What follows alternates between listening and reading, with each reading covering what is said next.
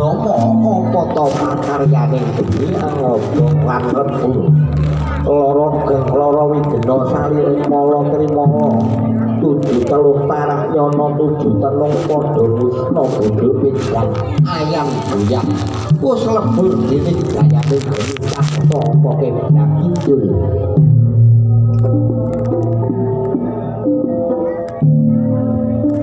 Wilahen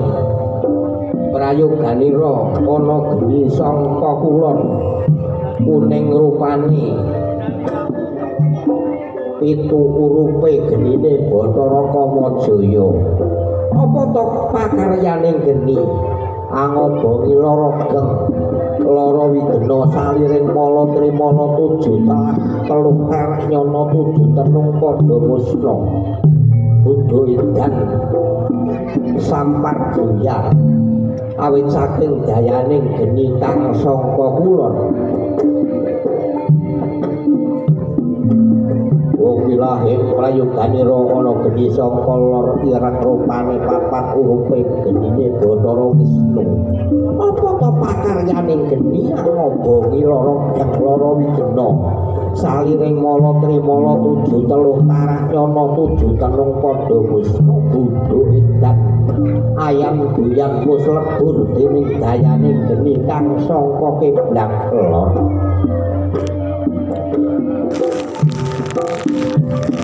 Oh wilahe prayoganira ana geni sangka tengah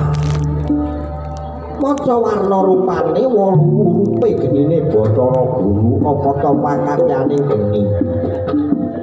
angobongi lara geng lara widena saliring mala trimala tujuh teluh tarak nyono tujuh tenung padha musna bodho edan sampar goyang wis lebur dening dayane geni kang sangka tengah lan ugi nyampurnakaken welah denda trimala gondha rencana lan sambe kalanipun Bapak Muhammad Nur Kolik lan Ibu Parni buah menawi anggenipun lembah Kaliwisma wonten ing dusun Bakung mriki wonten sambe kala lan sengkala kang winastan ululu raja ulu baluti numpuk getih cinira encek sujen glondong pengareng-areng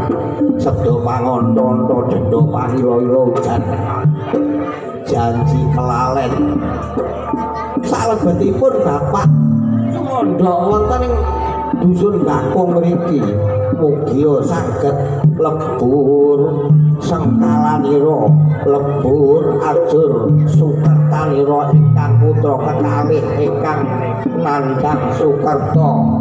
gentine gentana lebur ajur musna ilang-ilang saking tan ana ya karwata dening ingsun Dalang Kandhabuwana.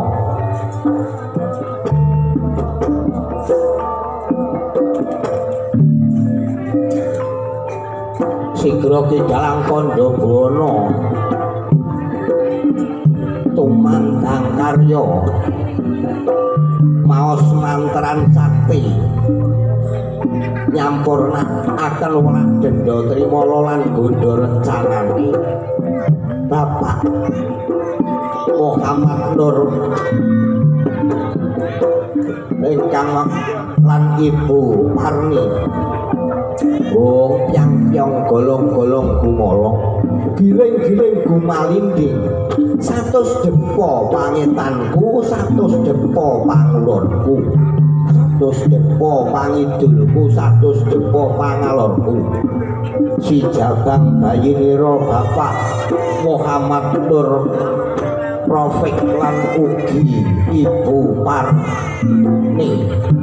lan ugi Sukertanira ingkang putra anak Mas Muhammad Miftahul Munir lan ugi anak Angger anak Ayu Aprilia Devita Nur Aini sengkalanira Sukertanira mugi saged lebur ing dinten Selasa Paing wuku wusung sakriki lebur ajur saking ngarsa dalem Allah Subhanahu wa taala. nagaran Rajegwesi pinayungan Kala Cakra rineksa sagung dewata ingkang do ora katon kang kinudha mundur katon ya ingsun sang banglah kala sira menenga ingsun weruhake ajal kamulyanmu